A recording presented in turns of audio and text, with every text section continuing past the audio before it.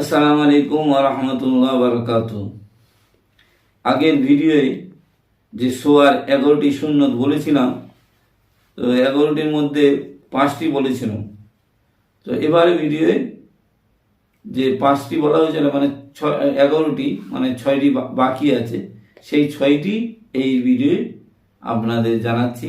আপনারা এগুলো শুনে মুখস্থ করে নেবেন, তাহলেই শোয়াটা হবে আমাদের ইবাদত এবং নবীর তরিকার মতো শোয়া হবে।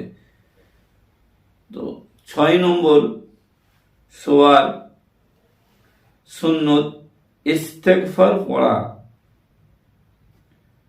7 নম্বর ফাতিমাত তাসবিহ পাঠ করা। ফাতিমাত তাসবিহ পাঠ বলতে কি বোঝায়? সুবহানাল্লাহ 33 বার, আলহামদুলিল্লাহ 33 বার, আল্লাহু আকবার 34 বার। এটা ফাতিমাত তাসবিহ।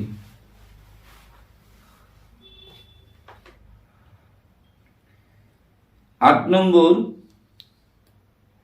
সূরা ইখলাস 3 বার পাঠ করা, সূরা ফাতিহা 1 বার পাঠ করা ও সূরা নাস পাঠ করা 1 বার, তিরমিজি।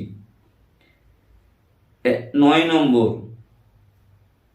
চোয়ালের নিচে ডান হাত রেখে ডান কাত হয়ে শোয়া, বুখারী। 10 নম্বর বিনা প্রয়োজনে উপর হয়ে না শোয়া, ইবনে মাজাহ। 11 নম্বর শোয়ার দোয়া পাঠ করা।